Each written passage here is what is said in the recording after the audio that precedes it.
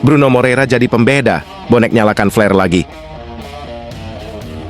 Persebaya Surabaya sukses menundukkan tamunya PSS Sleman dalam laga bertajuk Team Launching Game yang digelar di Stadion Gelora Bung Tomo. Gol semata wayang Bruno Moreira menjadi penentu kemenangan Green Force dengan skor tipis 1-0. Sejak menit awal, laga berlangsung dengan tempo tinggi meski hanya bertajuk laga uji coba. Kedua tim saling jual beli serangan dalam 15 menit pertama pertandingan. Peluang pertama datang dari Francisco Rivera lewat tendangan bebas pada menit ke-8. Namun eksekusinya melambung tinggi di atas gawang PSS. Persebaya mencoba terus menekan tapi belum ada peluang yang membahayakan. PSS Sleman justru tampil lebih agresif dalam transisi menyerang dengan menciptakan 2 tendangan bebas lebih awal. Sementara Persebaya baru mengantongi 1 tendangan bebas hingga menit ke-15. PSS terus memberikan tekanan terutama lewat sisi sayap untuk membongkar pertahanan Persebaya. Namun hingga babak pertama berakhir, skor masih kacamata 0-0 tanpa gol tercipta. Memasuki babak kedua, intensitas permainan sedikit menurun dengan minim peluang berbahaya hingga menit ke-60. Pelatih PSS Sleman, Peter Huistra, tampak puas dengan organisasi pertahanan timnya yang cukup solid. Sementara itu, Eduardo Perez sebagai juru taktik Persebaya harus berpikir keras menemukan celah menembus tembok pertahanan lawan. Peluang emas datang pada menit ke-68 saat gawang PSS Sleman sudah kosong, tapi gagal dimaksimalkan menjadi gol.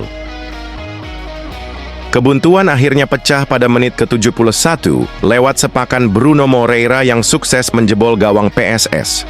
Gol ini disambut meriah oleh bonek yang menyalakan flare hingga laga harus dihentikan sementara karena asap. Bruno Moreira menjadi bintang dalam laga ini berkat gol tunggal yang dicetaknya di menit ke-71. Gol tersebut menjadi penanda bahwa Persebaya siap tampil kompetitif musim ini. Kemenangan ini juga menjadi ajang pembuktian bahwa skuad Green Force telah solid meski laga hanya bertajuk persahabatan.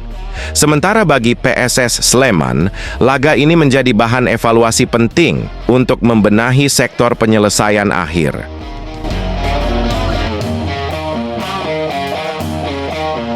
Nathan Joe Aon tak jadi main di Liga Denmark. Persebaya langsung gerak cepat. Bek timnas Indonesia, Nathan Joe Aon, dipastikan batal merumput bersama klub Denmark Lyngby Bold Club. Tak pelak, kabar tersebut membuat klub-klub Super League kini bersiap membawa sang pemain ke Liga Indonesia. Seperti diketahui, Persebaya Surabaya, Bhayangkara FC, dan Bali United merupakan 3 klub Super League yang getol ingin memboyong Nathan. Mereka sudah lama dikaitkan dengan pemain berusia 23 tahun. Persebaya dikabarkan pengagum lama Nathan. Selain faktor teknis, darah Surabaya yang mengalir di tubuh sang pemain membuat publik percaya sang pemain akan merapat ke Green Force. Sementara itu, Bali United dan Bhayangkara FC juga tak mau kalah dalam memburu tanda tangan sang pemain. Bhayangkara bahkan disebut sangat agresif membidik pemain diaspora untuk mengarungi musim depan. Kini, peluang ketiga klub tersebut untuk mendapatkan tanda tangan Nathan kembali terbuka. Hal itu lantaran proses kepindahan sang pemain ke klub Denmark, Lyngby Bold Club, gagal terwujud. Nathan belum lama ini dikabarkan akan bergabung dengan Lyngby yang akan berlaga di kasta kedua Liga Super Denmark 2025-2026. Pemain berdarah Belanda itu bahkan sudah terbang ke markas klub di Lundtofte. Ex-Swansea City itu sudah sempat menjalani tes medis di klub. Sayangnya, Nathan gagal bergabung dengan Lyngby gara-gara tidak mencapai kesepakatan perihal kontrak. Klub menegaskan bahwa keputusan pembatalan ini merupakan kesepakatan bersama yang dicapai. Nathan sebelumnya sempat berseragam Swansea City semenjak didatangkan dari klub Liga Belanda Excelsior pada musim panas 2023, akan tetapi hanya tampil sebanyak 3 kali di berbagai ajang dengan total 127 menit bermain.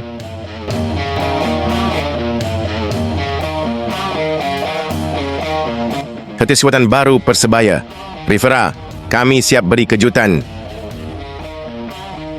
Pemain Persebaya, Francisco Rivera, cukup percaya diri menatap Super League 2025-2026 yang akan bergulir 8 Agustus mendatang. Ia yakin Persebaya bisa meraih prestasi lebih baik dari musim lalu. Keyakinan pemain asal Meksiko itu hadir karena menilai Persebaya musim ini dihuni pemain berkualitas. Menyambut musim 2025-2026, Persebaya sedikit melakukan perombakan. Show resmi berpisah dengan 11 pemainnya musim lalu. 4 diantaranya merupakan pemain asing. Sudah mengenalkan 5 rekrutan baru, 3 diantaranya pemain asing, Risto Mitrevski, Gali Freitas, dan Milos Rajkovic. Persebaya juga mempromosikan 5 pemain muda jebolan Persebaya Future Lab. Kami punya komposisi tim yang bagus, tim yang kuat. Kami juga bekerja sangat keras di dalam latihan, kata Francisco Rivera. Kehadiran pelatih baru, Eduardo Perez, disebut Rivera juga membawa angin segar. Warna permainan Persebaya sedikit berbeda. Setidaknya terlihat ketika Persebaya menjalani uji coba internasional menghadapi tuan rumah Football West All-Star di Sam Kerr Football Center, Queen's Park, Perth, Australia. Pelatih baru memiliki sistem yang berbeda. Ia ingin kami menikmati setiap pertandingan. Jadi saya pikir kami punya tim yang bagus, pungkasnya. Perjuangan Persebaya di Super League 2025-2026 akan dimulai pekan pertama menjamu Persim Yogyakarta 8 Agustus 2025 mendatang di Stadion Gelora Bung Tomo, JBT.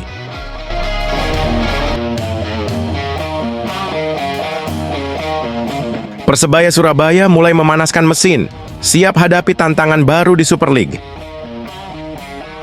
Persebaya Surabaya semakin gencar mempersiapkan skuad untuk mengarungi Super League musim 2025-2026. Sebelum menghadapi PSS Sleman pada Sabtu mendatang, skuad Green Force menjajal Persik Kediri.